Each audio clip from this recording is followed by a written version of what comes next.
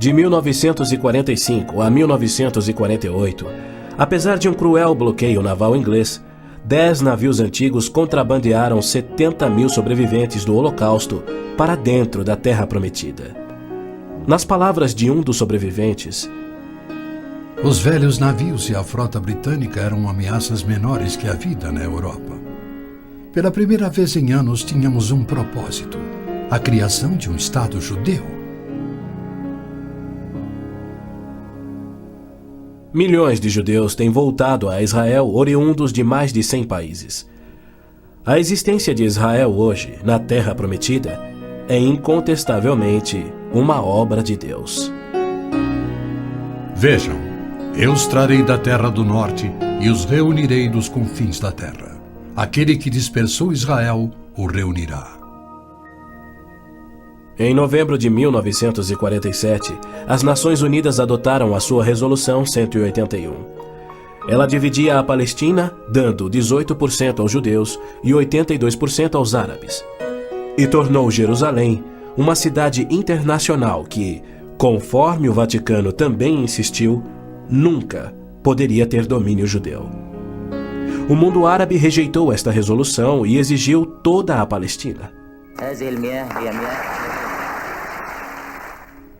Até hoje, nenhum mapa árabe admite a existência de Israel.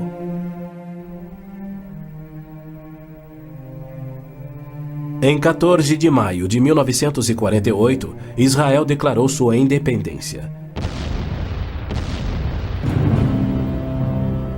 E foi imediatamente invadido por 6 nações árabes. Seus soldados eram várias vezes mais numerosos que os colonos judeus e tinham superioridade indiscutível em armas, tanques e aviões.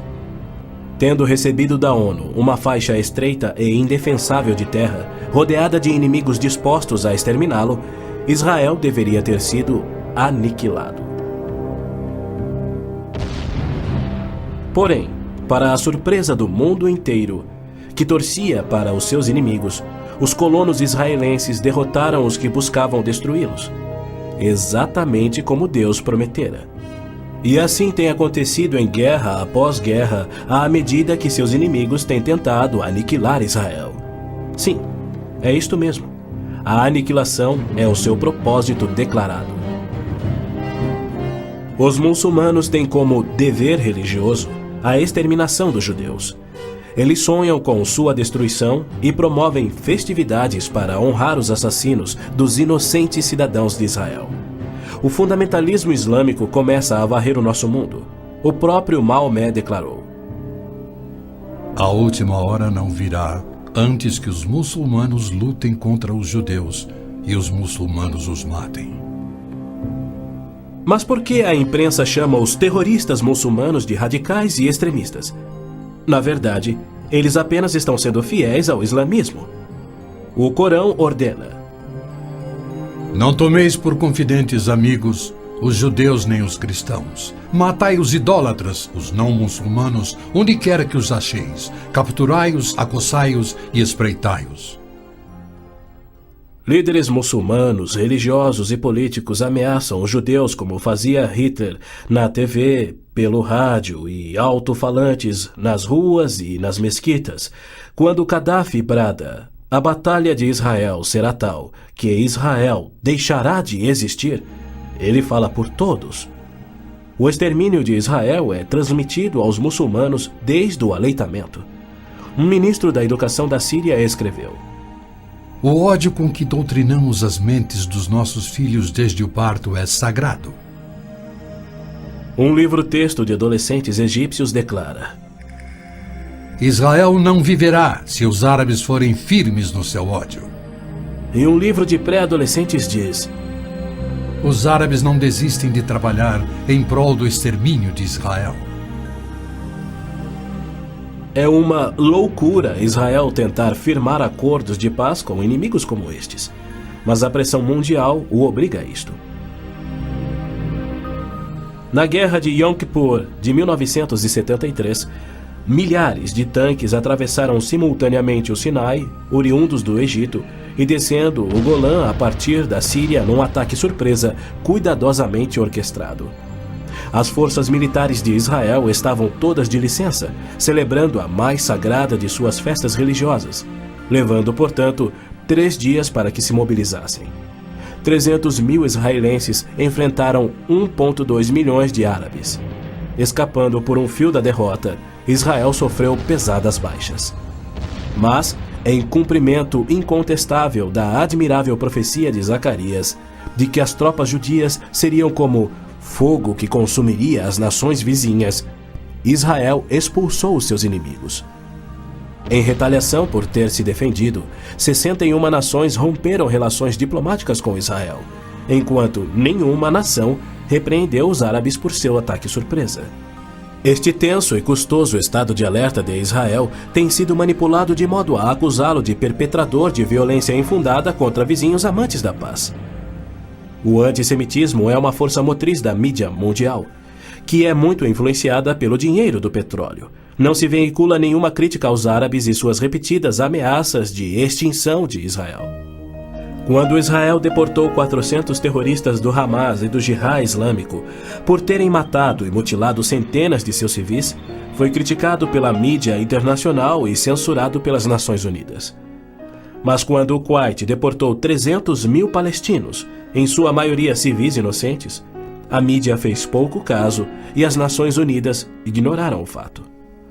As Nações Unidas são flagrantemente pró-árabes e contra Israel. As chamadas Forças de Paz das Nações Unidas no Líbano abrigaram terroristas da OLP, ofereceram suas instalações para treinar terroristas, forneceram equipamento militar e auxiliaram as equipes de terroristas a caminho de atacarem Israel. Quando Israel se viu pressionado a ponto de invadir o sul do Líbano para expulsar a OLP, descobriu na área das Nações Unidas estoques suficientes de armamentos para sustentarem uma invasão de 1 milhão de homens. E a maioria, incrivelmente, era avançada demais para ser operada pela OLP e era obviamente destinada a uma invasão soviética. A ONU já condenou Israel mais de 370 vezes por ter se defendido, porém nunca condenou os terroristas ou os seus agressores.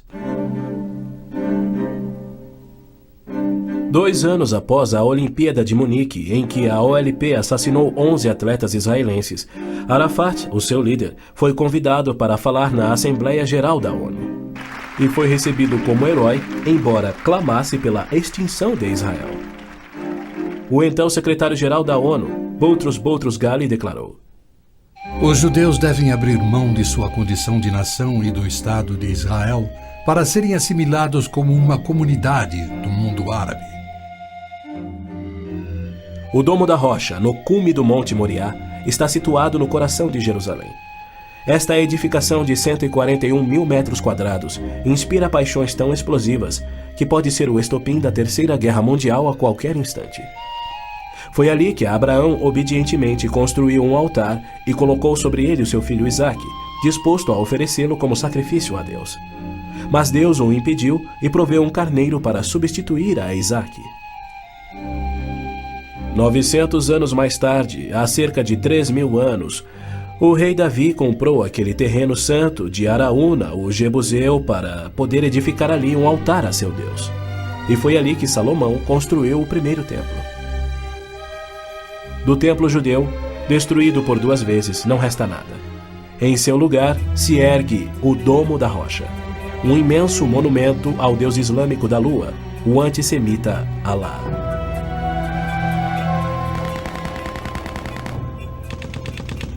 Em 1967, quando Israel capturou o leste de Jerusalém e junto com ele o Monte do Templo, isto parecia contradizer a profecia de Cristo de que Jerusalém seria pisoteada pelos gentios até a sua vinda. Mas, incrivelmente, Israel imediatamente devolveu o Monte do Templo aos cuidados do rei Hussein da Jordânia. Este, por sua vez, o confiou a Yasser Arafat e a sua OLP em 1994. Assim, o coração de Jerusalém está nas mãos de gentios, e as nações dos gentios de todo o mundo exigem o controle.